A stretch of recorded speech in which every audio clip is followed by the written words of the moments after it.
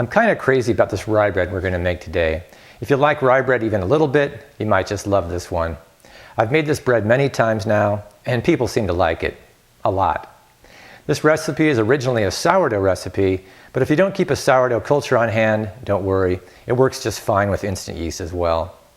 Like most of the recipes on the Breadtopia website, this one is about as easy as it gets without sacrificing anything in the way of quality and ecstatic enjoyment. So here's how it goes. I'm going to measure out 400 grams of water into this mixing bowl.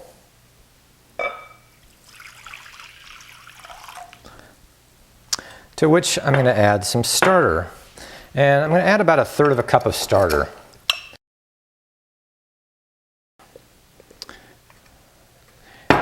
You can see this is a pretty stiff starter. It holds up well in the spoon, and it doesn't pour out of the container at all. It just so happens I've taken this starter straight from the fridge, so it's a little bit cold. If you let it come to room temperature, it mixes in with the water a little bit easier. And if you're using the instant yeast version of this recipe, then just skip this step. I'll show you in a second where to add the dry yeast.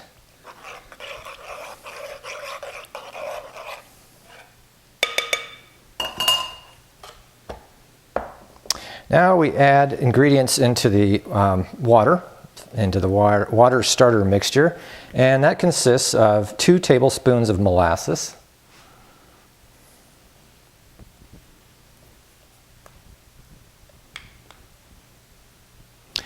one of the nice things about this recipe is that all the ingredients are real easy to find in any grocery store, unlike some of the other recipes we have on our site.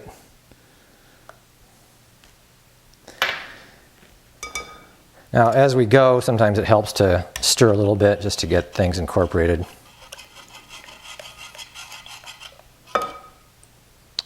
And then a tablespoon of fennel seed and a teaspoon of anise and a teaspoon of caraway seed. And now this is one of the ingredients that I really like. I'm going to add the zest of 1 orange. And you can grate it any way you want, but these microplane graters work really well. And so I'll just go around and grate the entire surface of this orange. And it comes out into a nice fine grate like this. Another great thing about this recipe is how good everything smells. The molasses, the caraway and anise and fennel seed, and the orange peel. It's very aromatic. So that's pretty good. That's quite a lot of orange peel, but it'll just add a little bit of a subtle orange flavor to the bread.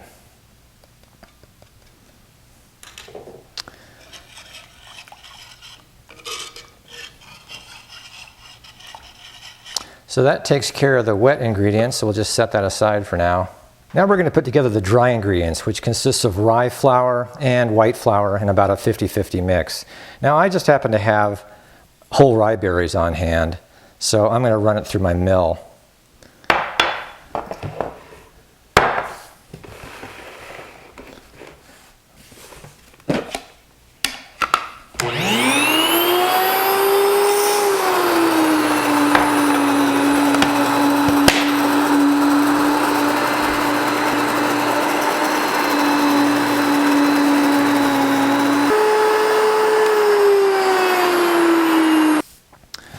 So what we have in here is about 1 3/4 cups of rye flour, which is 245 grams. And to that I'm going to add the same weight of white flour, which is about the same volume. But it's easier to go by weight, so I'm just going to add 245 grams.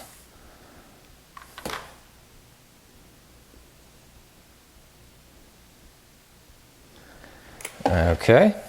Now, if I was doing the instant yeast version, this is where I would add a teaspoon of instant yeast. but we're not. So I'm just going to add the salt here, and this is 1 3/4 teaspoons of salt. And I'm going to mix all that up together. And then just mix that into the water, into the wet part.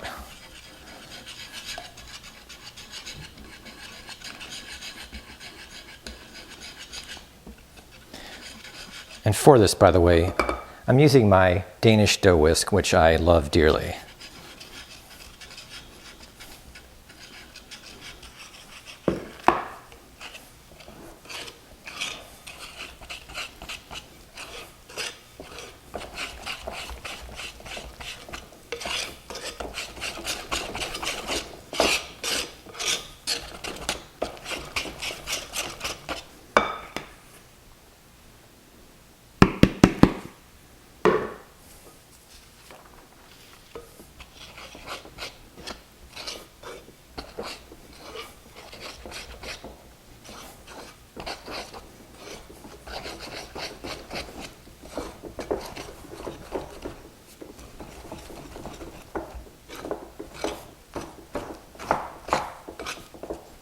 Now, what you'll end up with is a consistency that is too wet to knead by hand. So it's pretty much a no-knead recipe, but not quite as wet as most no-knead recipes.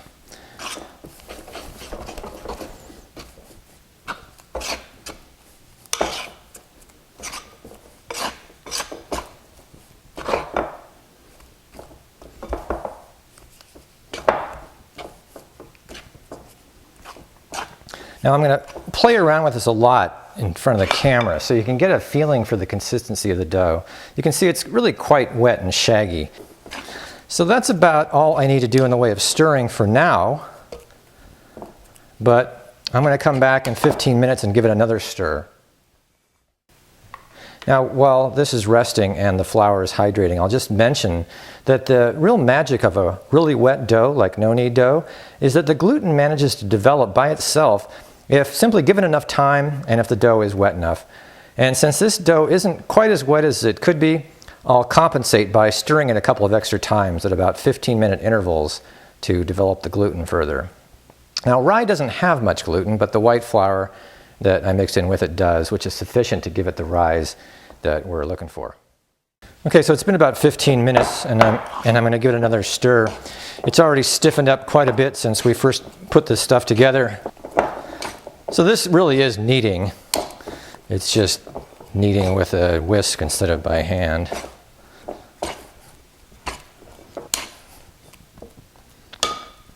So again, just to give you an idea, it's pretty stiff.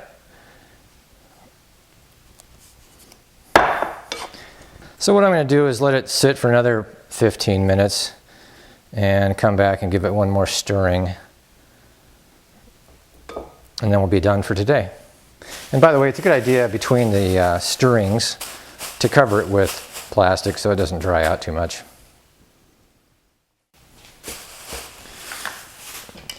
And one more time for good measure. The dough is a little silkier and smoother now that I've been working it a few times.